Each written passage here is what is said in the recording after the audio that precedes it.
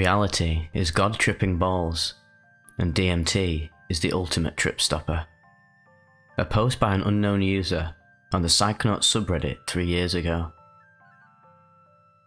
I tried DMT for the first time a few days ago, and holy smokes, I was blown away.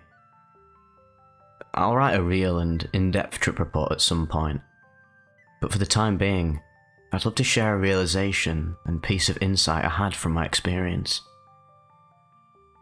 What hit me the strongest was that despite never trying DMT before, I'd actually already been there. I'm uncertain about nearly everything in life, yet I'm certain that wherever I was, it felt like home in a weird way. At one point during the trip, I realized I was back home, and I couldn't understand where I'd been this whole time. I was outside of time and space, in the emptiness where I'd always been. Amidst the total chaos, I suddenly heard a comforting voice tell me that I've always been here. It's been me this whole time.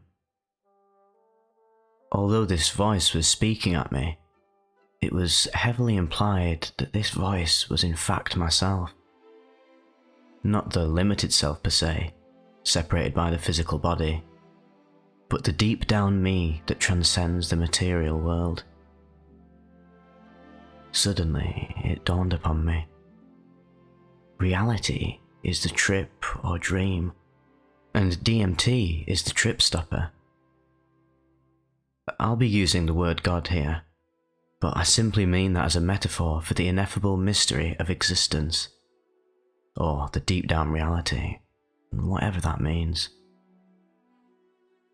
When we smoke DMT, God, who is all of us, wakes up from the dream of life. Initially, he's confused, until he finds himself once again.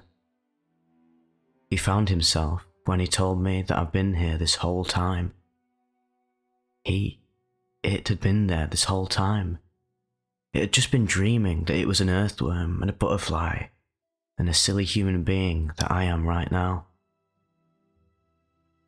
I've been meditating and practicing yoga for a couple years now, after I, with total humility, had my awakening experience a few years ago. The realization I had on DMT wasn't anything new, just another example of directly experiencing my true nature.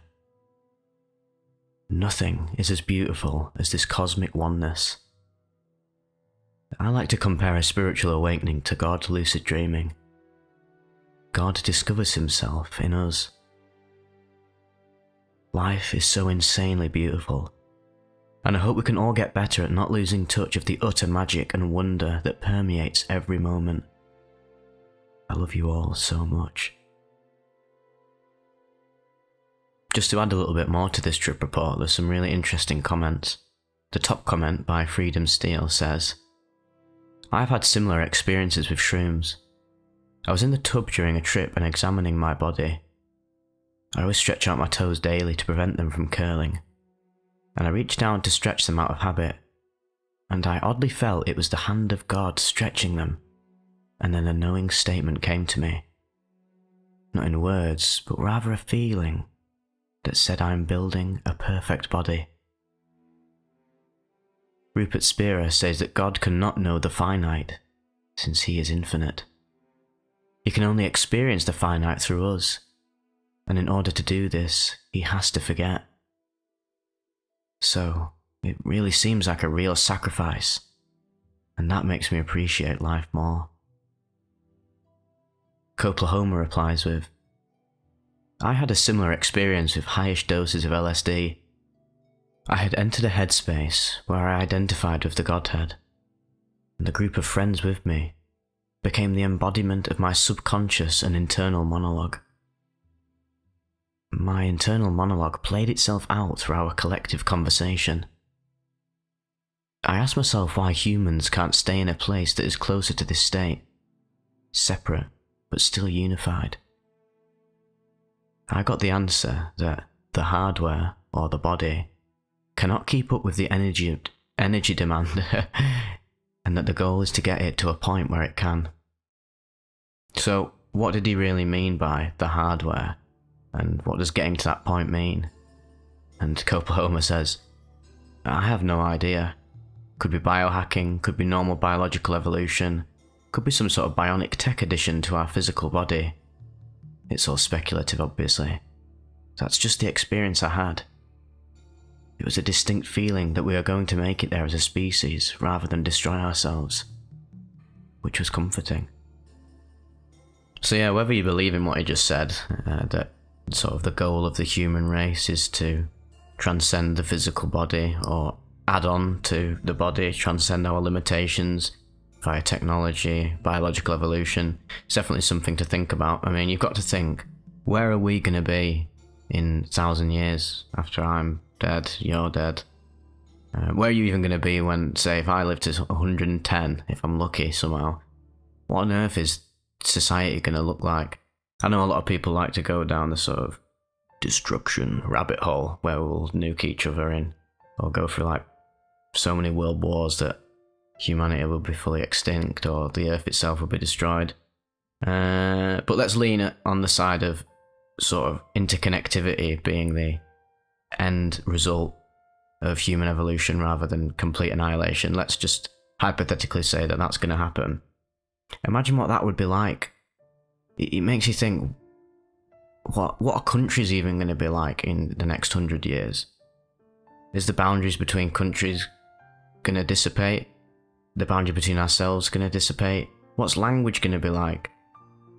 It's just incredible. It definitely seems the trajectory of humanity and just any sort of consciousness as a whole, like a collective consciousness, like the planet Earth and the human species, it seems to be deeper and deeper levels of interconnectivity that will end up resulting in sort of a hive mind in a sense. This is what gets you thinking about aliens and why I'm sort of into UFOs and aliens, not just because, I mean, they're already interesting as they are.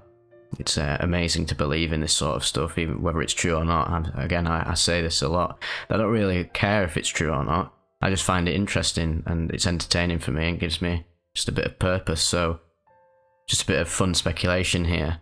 Let's say that these aliens, let's say if aliens are visiting Earth in these UFOs that can defy time and space, manipulate gravity, do whatever they do to defy the sense of physics that we have in this current human reality.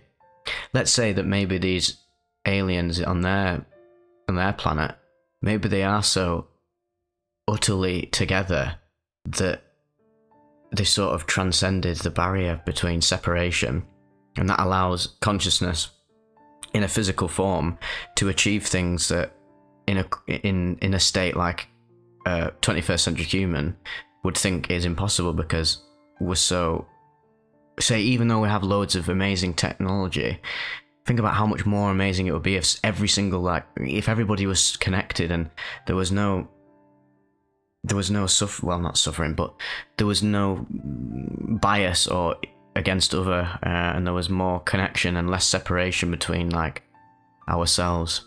This might just be psychobabble, but it definitely seems to me that a species like that that's all intercorrelated and has a greater sense of oneness, a Earth-like global community, it seems like they would be able to achieve greater feats in technology and would be able to transcend the body in a way. Maybe that's why they say when people encounter these aliens, whether they're real or not, or hallucinations, either way, a lot of people who do encounter these beings, even on DMT trips where they encounter like typical alien beings, they speak to you telepathically, because at the end of the day, if we're going down the road of everything is infinite consciousness, every time you encounter a being, it is literally just a reflection of yourself.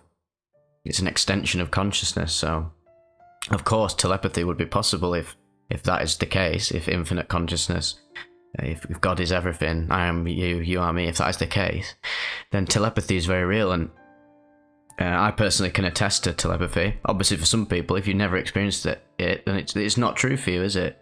But say for me, I have experienced telepathy in a lot. Check out some of my trip reports that I wrote in my personal stories playlist, the Brink of Insanity one, where I full-on experienced telepathy with my mate Cam. And it completely flabbergasted us because we both had that eureka moment where we realised we hadn't even opened our mouths. We were just communicating via our minds. And I would say something that's transcended the body, like what Oklahoma's sort of pointing towards, say, thousands and thousands of years, where we're sort of like, I mean, humans are going to look radically different anyway. Humans today look way different than they did in like the 1920s.